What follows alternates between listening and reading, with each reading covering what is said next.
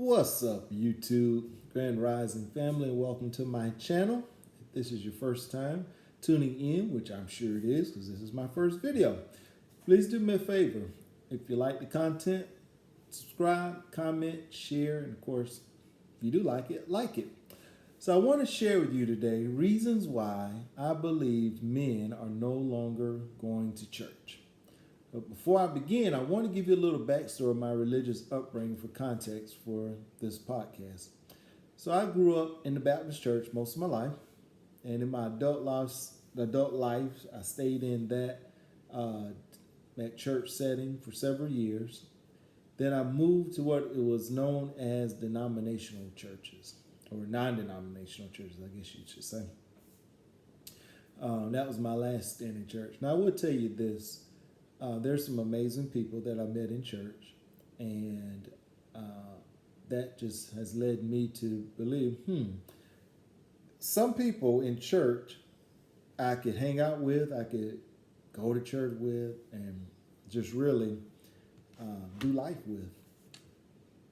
But I noticed that there's some sort of force, there's some sort of system that presses down on the congregants.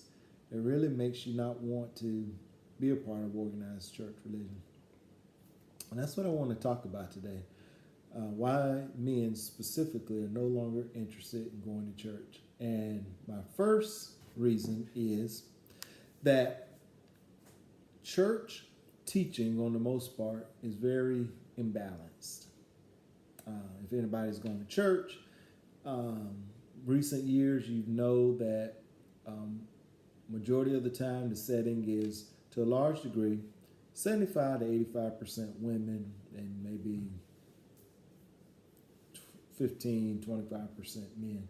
Now let me precursor that statement by saying, I love women. I love my sisters in the body of Christ. No knock against them whatsoever. But I know that there is a disproportionate amount of women to men. And so, in saying that, the messages generally are geared towards women empowerment. Just is. Especially when there is no real foundational truths of what the Bible really is all about. The Bible really is a historical book that outlines a specific group of people in their journey from creation to the cross to the resurrection to life as we know it today. Post-resurrection life, I guess you could say, of the Messiah. But those particular people is what is most important, which leads me to my next reasoning. When you have pastors or elders or church teachers that really don't identify who these people commonly referred to as known as the Israelites or the Jews, and you don't have not only a historical understanding of who these people are, then you're probably not going to be able to explain and clarify who these people are today. It's often been misunderstood, not stated, that to my belief, my wholehearted belief, so-called black people are in fact the true Israelite Jews, Hebrews. Excuse me. There is this understanding that there's this other group of individuals, community of people that are, but I believe it's in Revelations 2 and 6, Revelations 3 and 6, it says, but you call yourselves the Jews, but you are not, but you are the synagogue of Satan. That would be the Roman Catholic Church. Yep, I know. Shocking as it may be, but that is absolutely the truth. For any of those who are Bible readers, Bible believers, you know of the story of Noah. Noah had 3 sons, Shem, Ham, and Japheth. It's from that bloodline. I don't believe in races. I believe race is a construct created by man. But I do believe in bloodlines. And it's in that Shem bloodline from Noah's 3 sons that the lineage of Christ has come through. Abraham, Isaac, Jacob, the prophets, David, Solomon, the Mashiach, commonly referred to as Jesus Christ. And if you hear me use the name Mashiach or Yahusha or Yahuwah, I believe that those are the restored names of the Creator and His Son, and the Ruach HaKodesh or the Ruach, or the Ruach HaKodesh. That's the Holy Spirit. So if you hear me use any of that terminology, that's who I'm referring to. Yahuwah, the Father, Yahusha, His Son, or the Messiah, the Mashiach, or the Ruach HaKodesh, which is the Holy Spirit. So, when you are not, as a church pastor or elder, able to teach the people who the true Jews are and their part that they play today in the world, that they were not some lost tribe, they were not dispersed and now back in the land. Those people who are currently in occupying Israel, Palestine, Jerusalem, those are not the true descendants of the bloodline of Shemites and the Israelites, which are so-called black people. We're the Hebrews, and we're the Most High's chosen people. It's difficult for one to believe that because blacks have been historically, over time, being on the bottom of the totem pole, bottom of the ladder. And so to know that, if you didn't know that, now you know. And so to be marginalized, to be just made to be less than what you were created to be and thought of, it's hard to believe. But what happens is the church has this what we call replacement theology. That's where the church is now Israel. So anybody who goes to church, anybody who's a part of the church, you're the now spiritual Israel. Well, Israel is a nation. Again, don't believe in race. So where are the people who were original Jews? Where are the descendants? It's like you have great grandparents, and this group of people now come into your family and say, well, they ain't the stalwarts no more. These are the stalwarts. Well, who are these people? The son and the grandson? We all the stalwarts now, because we all one. That's what's being taught. That's what historically and traditionally has been taught in the church. So telling the half-truth is just as bad as almost a full lie. And a lot of times, people are either unwilling or unable to tell the truth of who the true chosen people of the Most High are. It's too much money involved. The Roman Catholic Church is probably the biggest pimps known to man. They're the ones that control religion around the world. It used to be this thing where there was the Catholicism versus the Protestants, and the Protestants broke away from Roman Catholicism, and really there's much more to the story, right? Because under Protestants, there's Baptists, there's AME, there's Methodist, there's Lutheran, on and on and on. But the reality of it is that when you're not able to teach from a historical standpoint the Word of God, the Most High, the Word of the Most High, then you're really just telling a story that anybody can be, put in the story as interchangeable characters to it.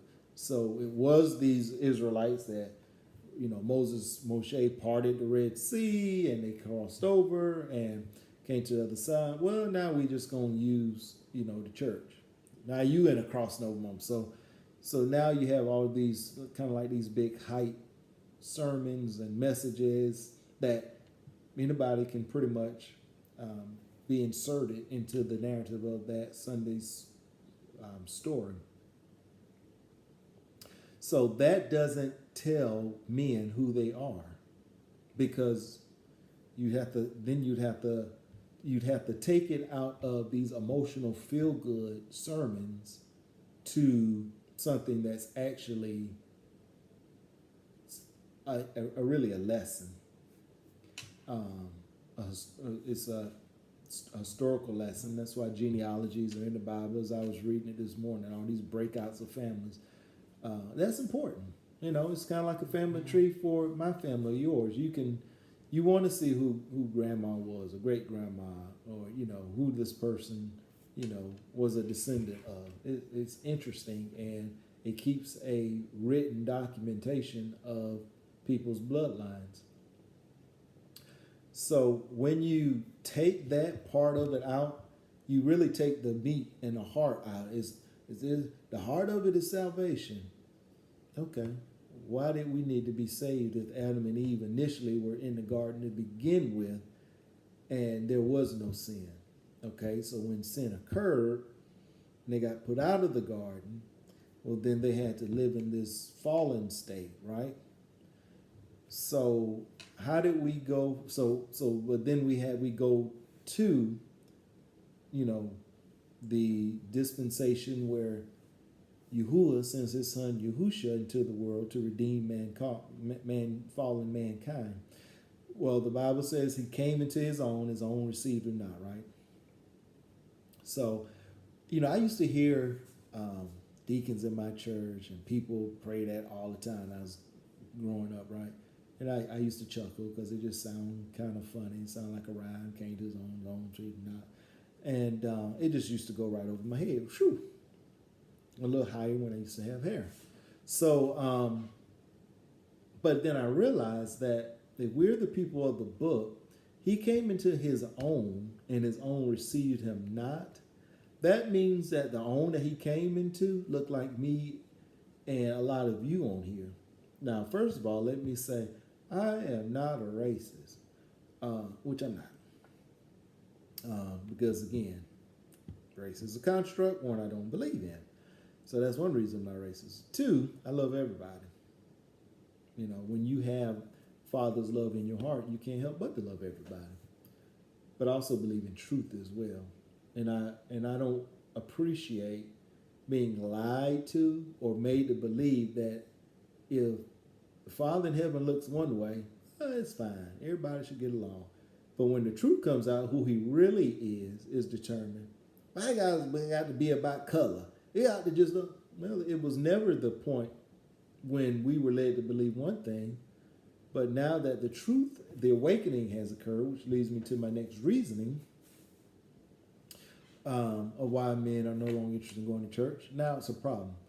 Because it was in this time frame over the last really hundreds of years, but most notably in my lifetime, I'm a Gen Xer. I'm in my 40s, and I have seen that the church has really become large and small, a money grab. So if real truth is not being taught, and you got these men and women that are holding these positions, being paid by the people in the church, and you're just watching their platform get bigger and bigger, cheer rising underneath of these money piles, that really is just a money grab going on. No real truths that transform, no real deliverance. And one thing about a man, if nothing is really benefiting that man, then why am I here? What am I doing here? I'm not here to put money in the bank for some other man, and I'm not benefiting, getting anything out of it. Pastor get more respect than I am at the house. You hear that kind of conversation.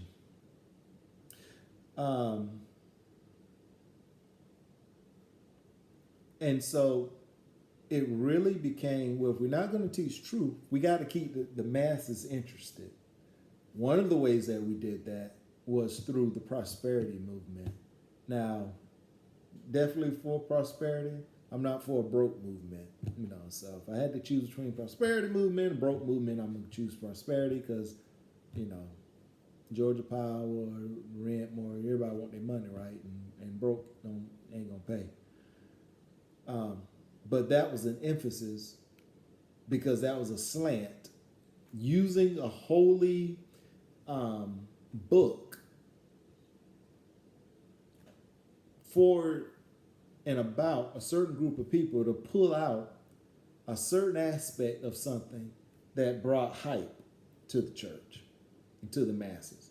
It brought people together because who don't want to get paid, right? I want my money. Everybody wants their money. So it became just a show. And it was built on emotionalism. And at the height of that is the mega movement that we've seen in the last 25, 30 years, which one guy I used to know, he'd call it a mega mess. And a large degree, that's what it was. You have these large churches, look like museums. They house all of these people. And, a lot of money was going forth. A lot of teaching that was not doctrinally sound. It was just, name and claim it, grab it and blab it. Just a lot of stuff that wasn't really built on anything. And so it just was, it was a show. And when men started to look around, again, back to the fact that it's more women in the church than men are looking around saying, okay, what part do I play? Because it's like a pyramid scheme where the pastor's at the top, the staff is kind of under him, they getting paid off of the members, and bring your family to church, or if you're not have a family, you're part of the singles ministry, you can serve, blah blah blah. And early on, it made sense to so many, including myself, because a lot of times people like me grew up in small towns, and people wanted to find themselves in search of more. They wanted to have more than maybe what their parents or grandparents had. So they would maybe migrate to larger cities, larger community, where a lot of these larger churches were housed. And so with that became people in that time frame around the turn of the 2000s that you had turn of the century where you had, Gen Xers that were single, were getting jobs and going into the church, and a lot of them would see some of these churches on TV and they're like, hey, I want to be a part of that. I want to be a part of that movement. And for a large degree, it really was about the personality up front. It was about the hype and the charismatic leader. It was about the how swinging the choir was, and them singing the latest songs that you heard on the radio during the week. And it was really just an atmosphere of one that was built on a lot of emotionalism. So that was kind of like the blueprint. Like you get this edifice, right? And you get this, if you can find you the right charismatic, good looking preacher, that had the best singers in town, you pretty much had a formula for, drawing a lot of people. And with that came a lot of foolishness. There's a lot of people that weren't seeking after a relationship with Christ. They were seeking the fame. They were seeking the glory of being a part of something. It was really big in the 2000s. Like, that's my church. Late 90s, 2000s. I think about the New Births and the World Changers and the Potter's House, and then Joel Osteen came. And, it was just a lot of these places that were really about, who I was connected to that knew my pastor from around. And at that time, it was the singles ministry. And it was a lot of people that became like its own brand to itself. So you had different conferences. You had the singles conference, and they had special guest speakers. And then you had the women's conference. And then you had the men's conference. Out of all the conferences, and you had youth conference. Yeah, can't forget the youth. Didn't necessarily have a seniors conference, but The one thing that was a constant, that the women's conference, it was going to always outsell all the others. Hands down. Women would come far and wide to be a part of this, right? And so at that time, women were getting quote unquote loose because there was a, there was a movement that T.D. Jakes had going, woman thou art loosed. And, people were swinging off the chandeliers. And here in Atlanta, people were, coming in by busloads, literally, to be a part of this movement. And it was around that time that the church really started to lose any sort of fire that it had. It became more hype, sensationalism. Men were getting more pushed to the side because women were bringing their pocketbooks and, were willing to spend more so than men. Men were like, again, I've had enough. What else? What else is there? So that movement really was starting to help bring a decline. Now I noticed that there were some men who were kind of close to the pastor and was kind of in. They hung because they were kind of the liaison between the pastor and the pew. They were the ones that kind of orchestrated things. They kept the women involved in grinning, and they kept the right men that was Reverend Do Right's right hands, Reverend Do Right rights, out in the pew, feeling like people were all winning, so to speak. But really, it was just a kind of a top-down thing going on, funnel. So then if you had a problem with the hustle that was going on, well, then you would get so-called pistol whipped in the church, a bully pit, where, I can see in your eyes, you one of the ones you think you better than us. You up here judging us, what we're trying to do. And so that led to a lot of spiritual abuse, because if you wasn't going to play ball with passing them and the bishop, well then, you come up through these doors each week, you going to get it, how you living. So a lot of, and then I think the terminology church hurt came from. So you had, the women that were, getting this message of, if that man don't want you, you don't need him. And getting empowered and, all this good stuff, while the men was back there, man, shoot, go home and watch the game. So you started to see a breakdown. A lot of, at that time, you started to see a rise in single mothers coming to the church and being involved. And, back in the day, no shade against single mothers. No nothing is more greater of a sin than others. If you were somebody that found yourself in that position. But it was just the ease of which things went on. There was really no power, right? There was really no standards. The real standard was that you showed up every week, found a place in the church to serve. You definitely better give you 10%, and you better support and get along with the church and church leadership and all that good stuff. And don't make a ruckus. So, and I noticed that during that time frame, media, because a lot of these churches were on the TBNs, the Daystars, the Word Networks, the INSPs, which is why I saw a lot of them, the Joyce Meyers, Kenneth Copelands, Creflo Dollars, all of these people that were on TV. And so media played a huge part in this. And it was in the early 2000s, early mid-2000s that, it really just became just as a big circus. You had the different shows that would come on, Keeping Up with the Kardashians and the Real Housewives. That was on the front with women. Then pornography was something that it's always been to some degree, whether it was magazines or now with the advent of the internet, the use and the ease of being able to really look at it anytime, anywhere. It was kind of like just a double-edged sword.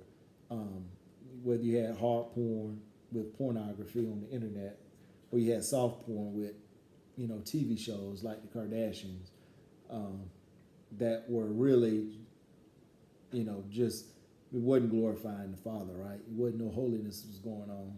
So it was just a large degree of you come to Sunday, get your Sunday fix. It was dishing out some things that you wanted, good music, good fun, and you go home.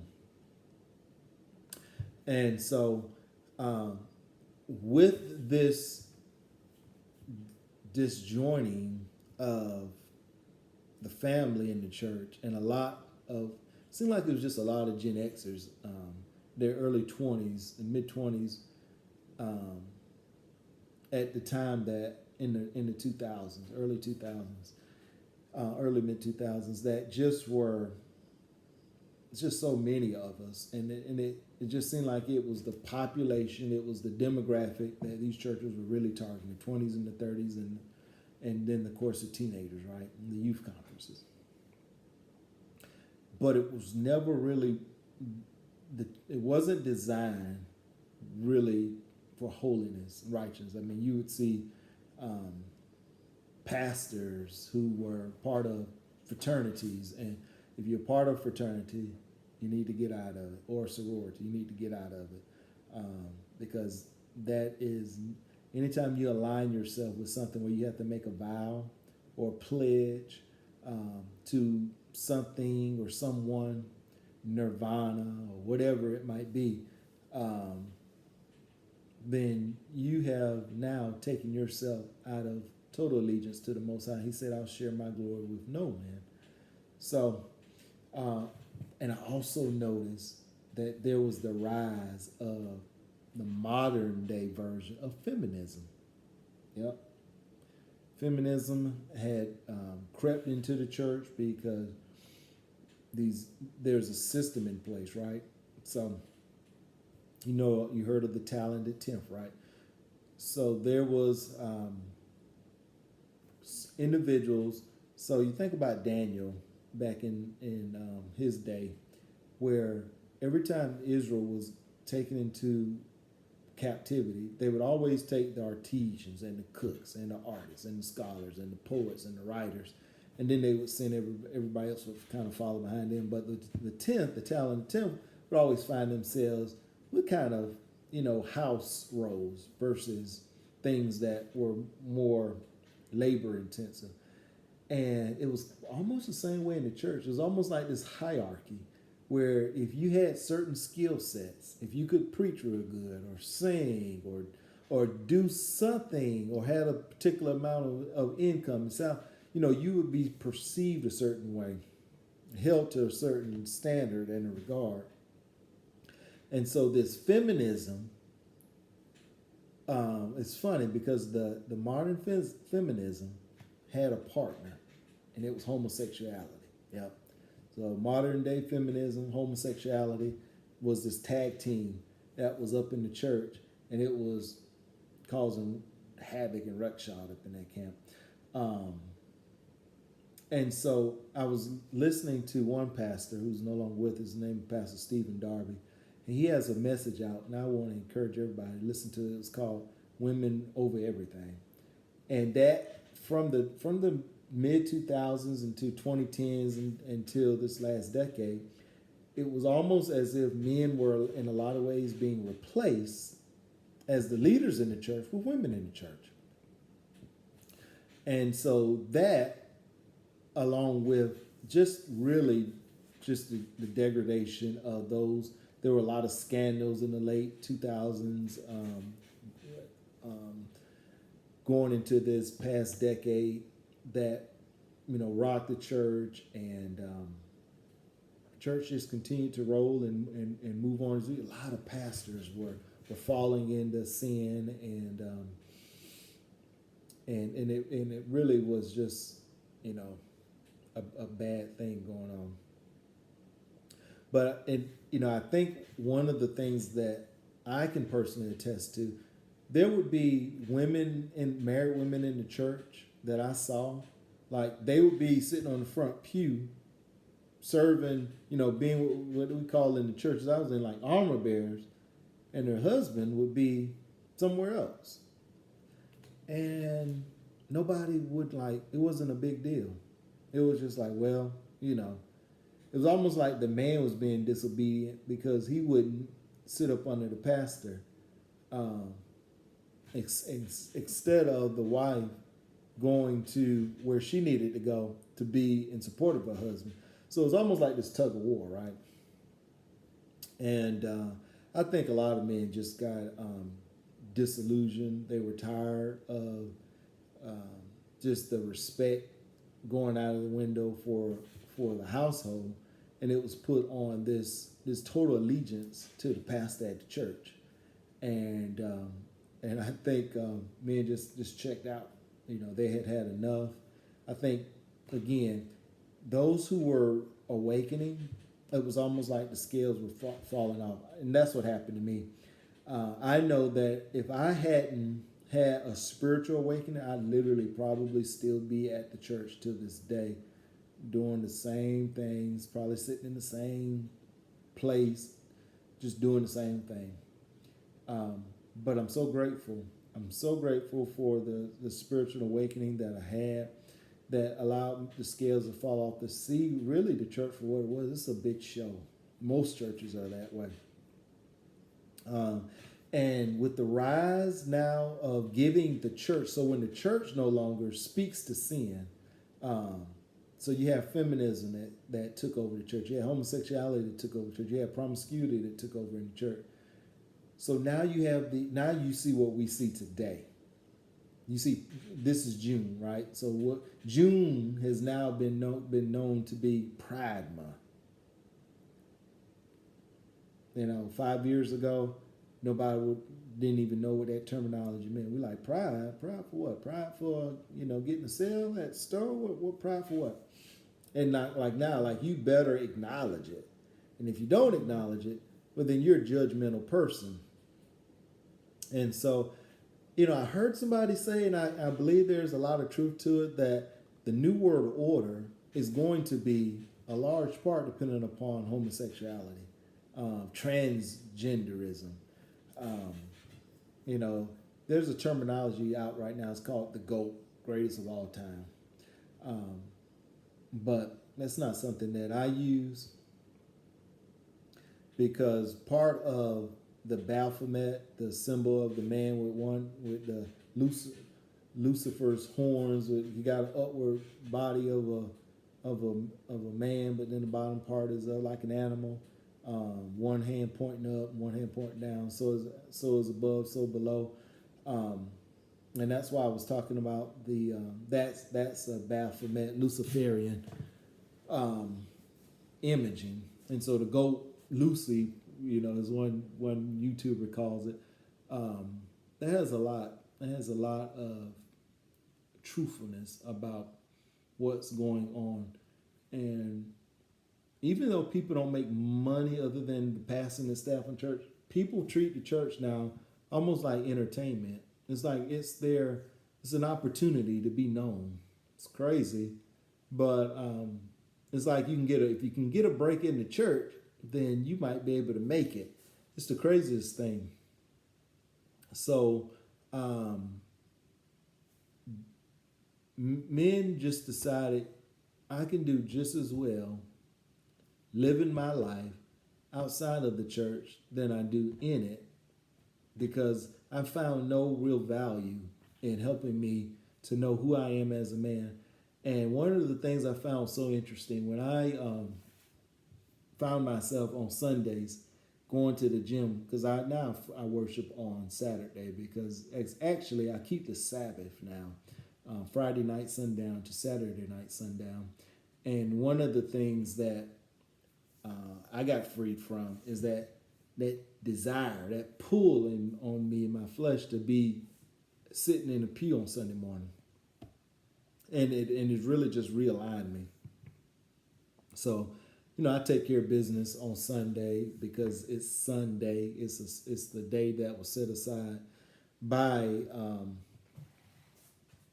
the pagan um, Roman church to change the day. The Book of Daniel says, and they changed the days and the times and the seasons. Um, and the day of Sabbath was one of those days. And so now when I go to a place like the gym on Sunday, and when I first walked in there, I saw all of these guys. I saw all of these men. I'm like, well, dang, that way y'all went. Y'all left me up in there. What in the world? And and I feel so good to know because it's almost like chattel slavery. It's like I feel like Christianity is a spiritual arm of the supremacy that has kept us in bondage. As a part of being stripped of our names, our identities, um, our faith was also something that got stripped from us. And to see men sort of rebel against the norm and are no longer willing to be, chattel stock in the church system and have woken up to the truth that I'm more than just a body that you count to say I got XYZ amount of members. It feels good to kind of see them out. It feels good to see them rebelling. I'm glad to be a part of that. And also knowing that there's a movement of men and women all over the world that are waking up. Like Ezekiel's dry bones talks about, can these bones live? Only Most High, only you know. And so that's what's happening in this great awakening right now. Um, the matrix is being broken, and the real reality of life is starting to take place, and you're starting to really see what's going on around the world when it comes to faith. So, in a lot of ways, I almost want to say kudos and props to men, but most importantly, I want to thank the Most High because again, if He hadn't awakened me to the reality of what's going on in this world, to the truth of who I am, to my nationality as a Hebrew, um, as a chosen bloodline for the Most High and a descendant of that, I'd still be lost too. I really would. And it's hard as a man to be a leader when you're blind yourself. Things just was not working, and I couldn't figure out why because I thought I was doing everything right. But if you miss the most important one thing, everything else is going to always be um, out of alignment. It's not going to be congruent. It's not going to be aligned because what was happening, the women were leading men in church. Another telltale sign that if you are a man in church or a woman in church, you need to get out of church. The Bible says that a woman suffer not a woman to teach and usurp authority over a man. Now, women who are pastors or women who have taken on the role of a pastor, it's not biblical. I don't care who you are. I got people in my life that were, women and that were pastoring and teaching and to the assembly. And again, when you see things like that, you expose to stuff like that, and you don't have anything to offset through teaching that says that's not appropriate, it does something to you. It's hard for you to be a leader when you don't really get that exposure to really the Most High's leadership and what He has already stamped on His people to be able to do to lead. So, and I think so many has been exposed to that, and it's really something that has never really been till now really been openly talked about and discussed. And sometimes you just have to detox from all of that stuff, all that wrong doctrine that one has been exposed to, um, because that's what's going to really make this world and the fight that we're up against turn around in our favor, is when we learn order and balance in the church. Um, so I've been led. Um, I was a minister in the church. I was a preacher. I pastored and I shepherd small groups. Um, last 20 years, very very proud of that role, that opportunity that I had to lead other men and women. Um, but when leaving the church, I did not anticipate really ever having a platform again. Right, I wasn't seeking one. I think I was so shocked and damaged in a lot of ways by what I was exposed to. I just needed time to just go somewhere and sit down and just really get it together, because things just started falling into place for me in such a favorable way when I returned back to the Most High, and I got out of the church and got back into a relationship, and growing in my faith. It just changed the game. I started keeping the laws, the statutes, and the commandments. Um, grew my beard out, not just because it's stylish, but because it's just a representation, one of the representations of being a Israelite. And so, can anybody who submits to the Most High, receives His Son Yeshua as their Savior, make it in, and by keeping law, statutes, and commandments, man or woman can. Any nation, any nationality can. So I'm not one of the things only black people can make it into heaven, because that's simply not the case. But if you're part of a church where you have a pastor who is a female and she's leading your congregation, you're under judgment. And if you're a man, especially if you're married, why are you leading your woman at home, and then she comes around you on Sunday and then teaches you the word on Sunday, but other 6 days of the week or 6.5 days, she's supposed to be following you as you follow Christ? It doesn't make any sense, right? But that's the breakdown of the church. That's the looseness of allowing a little leaven to work in the whole lump. So I've been given a mandate. I'm happy to be able to get my voice back, to be able to be a voice in this generation as we get closer to what's next. It's amazing what's happened in 5 years. Who would have ever thought there would be a global shutdown, that you could lose your job if you didn't take the pokey? The rise of homosexuality and transgenderism, like only less than 10% of the world supports that thought. But there's this force that's trying to push us all down to make us believe that love is love. Love is between a man and a woman. Now, if you can't look between your legs and see something hanging down, and then to know that belongs to a man, and something that don't hang down and that has a hole, and that's a woman, then you're not as smart as you think you are. Let me just tell you, you're not. I don't care where you went to college at, or if you just think you just natural. You're not too bright, because if you can't figure it out, well, now something bad wrong with you. Something bad wrong. And hanging down, you a man. I don't know.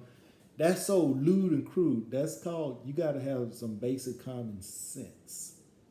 Okay? Something is wrong when you can't see that. One stand up to use the restroom, the other one sat down. I mean, that's why they have urinals in males' restroom and toilets for women. Because women like to sit down, I would imagine. I'm not one. Guess what? Never thought it was. I got hair on my head, but that don't mean that makes me a woman. Come on. Get a grip. Real love tells people the truth. You're not really loving somebody by placating to what their heart is telling them.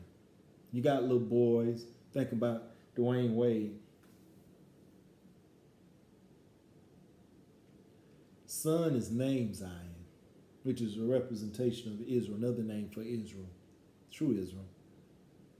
And got the boy dressing up like a woman, like a girl. He ain't even a man. I mean, he ain't even a man, just a boy, young boy.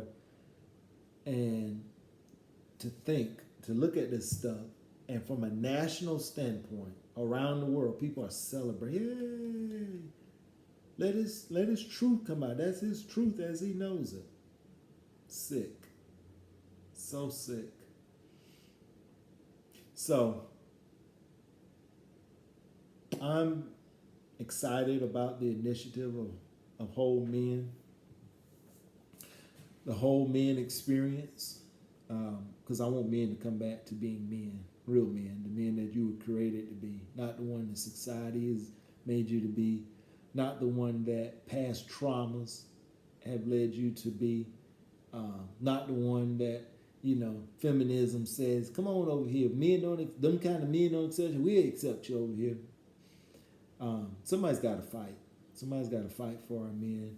Somebody's got to be biblically sound and truthful in these last days. I'm not a part of any denomination, thank goodness. So I don't have to rep your pastor and you don't have to rep mine, because I'm the pastor of my household. And I submit to the Most High by way of his son Christ. So you do what you do. I'm not looking to have a YouTube clickbait church. I'm going to be clear on that too. I work, and YouTubers and podcasters work as well. But my motivation is not $1. It's truth, because life is proven. It's funny how things work out. When I sought first the kingdom and the Most High, he took care of all the things that one has to labor for in this world. I found rest in him, just like his word says. It's amazing. Absolutely true. I'm actually hitting the reset on my life. I could have easily got out the game and nobody would ever saw me again in this world. I'd be chilling like a villain, chilling somewhere on an island or a beach, having got out the game, out the rat race. But as I was doing that, I thought to myself, who's going to tell them? So many people don't know. They ain't getting it in church because the pastors their own pastors don't know. And if they do, the TBNs and the Daystars and the Word Network's going to make sure that the money stays good enough that, you'll come up as the big payoff by having your special guest minister show up on TV or come to your church, right? While you allowing women in the pulpit, right? Because women draw a crowd. So you ain't going to rock the boat. Well, there's a platform for everything. And I'm so grateful that the Most High just kind of worked things out. It wasn't in my timing and it wasn't in my way, but he'll bring things around back in your life where it's the perfect timing and it's the perfect way. It's his way. And and the thing about it, I was listening to somebody, one YouTuber, one podcaster talking recently. He was talking about how musicians, singers sell their souls to become famous. And if these people they'll go to the world for fame and fortune. And if they had gone the way of the kingdom by seeking ye first the kingdom of the Most High and his way and righteousness and all these other things, they still would have gotten the riches and fame. He's not a problem. He don't have a problem with that. Bathsheba came to Solomon. He had so many riches. She was like, man, what they said about you to have hadn't even been told. Why would he have a problem with that? The Messiah had a treasure. So who got a treasure and you poor and you broke, you ain't got no money. He has no problem with that. He just wants to know and where is your allegiance? Is your heart towards him, or is it towards this fallen world? What are you using your voice for? Whose report are you going to believe? The time is now. So, if you like this content, if you found some value in it, I can talk, I can go. I anticipate expounding on a lot of these reasoning for why men are no longer in the church on future videos. But I want to know that you're out there and that my voice is in something I've said resonates with you. Click the like button. Drop some comments. Share. And let's engage. And the whole men experience is something that is my part to a generation, to bring men back to holiness and righteousness. It's a lot of damage been done to men. But I think this is the time that we're going to make our stand. And we're going to bring whole families back together again. Whole men that's not confused about their identity. Whole relationships with other healthy men that ain't checking you out, but saying, you my brother, and I want to support you.